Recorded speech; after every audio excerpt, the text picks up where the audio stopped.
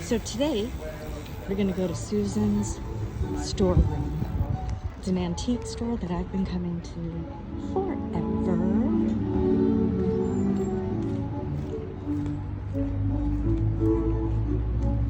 It's a place where you can definitely use your imagination.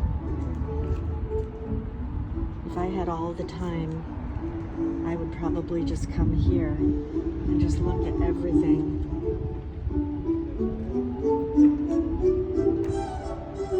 It's just so fun. Oh yeah, I did that card. She said it's a good seller. And I did that card too.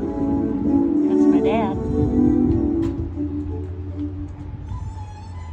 Let's go in.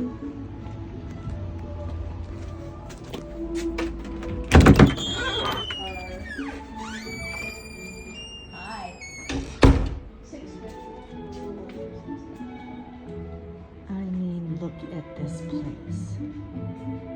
Can you stand it?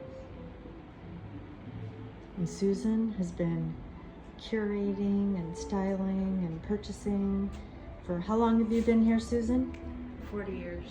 Did you say 40 years? Yeah. There she is, Susan Hoy.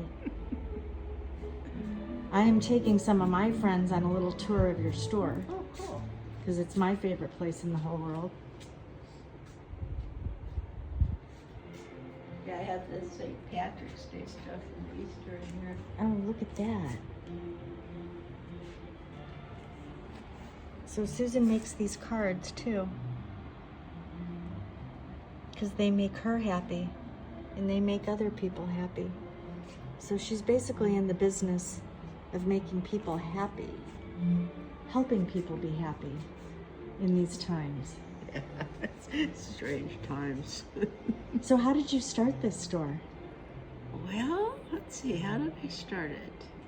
Well, I used to go to the antique shows in San Francisco with my grandmother, who was a huge antique collector in Berkeley. And so I would go around. There was a children's book called Susan's Bears. So I would go around and buy all these bears when they weren't very much money. So I ended up with this whole big collection. And I taught school in Mill Valley. And then I had my sons, so I opened the store in the basement of my house, and I got on TV right away because of the collection of the old bears. Wow! Yeah.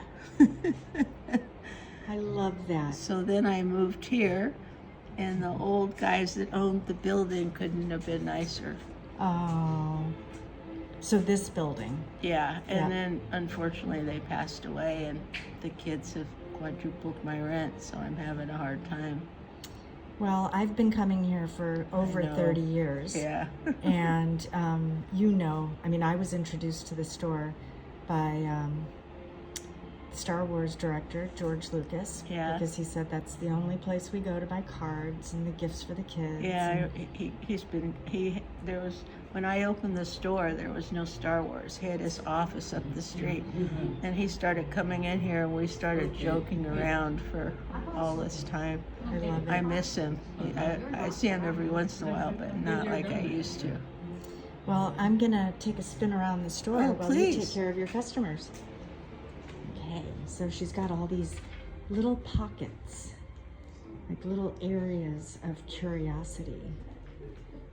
And sometimes when I come here, I'll literally get stuck at a table, not stuck in a bad way, but immersed like in a library. And it's really hard not to see the interconnectedness of her little areas into kind of the culture of America and Europe and Africa. And as she was saying with the bears, here's one of the bears, it's the Steiff bears.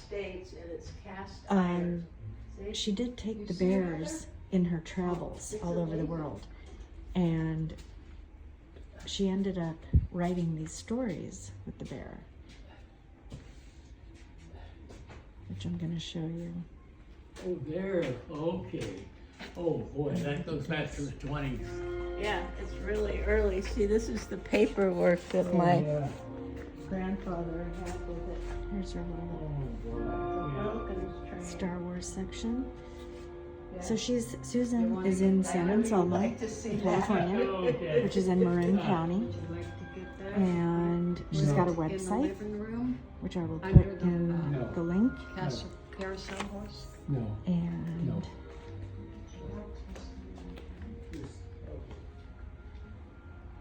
here's the back end of the store. I mean, it's just so thoughtful. I want her to come to my house and organize all my antiques. This is the way everyone needs their creative supplies organized and beautiful. It's my thought. The other thing that it always reminds me of when I come in here is that space is not a luxury.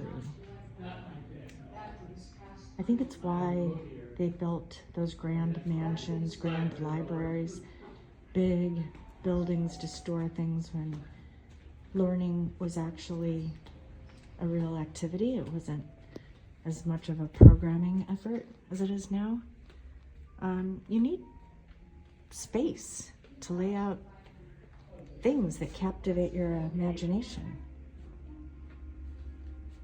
It's one of the problems I have with these small apartments and condos. I mean, it's fine for some people, but not for all. I just don't think it's healthy. That's just me.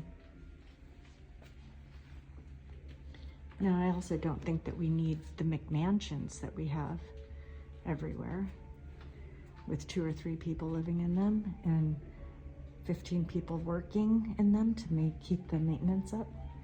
That I think is a little off. Okay, where are these books? Oh, here we go. Okay, so this is the last thing I want to show you before I cut off. So here's one of them. This is the safari trip. And so there are these fantastic stories about her travels with the bear.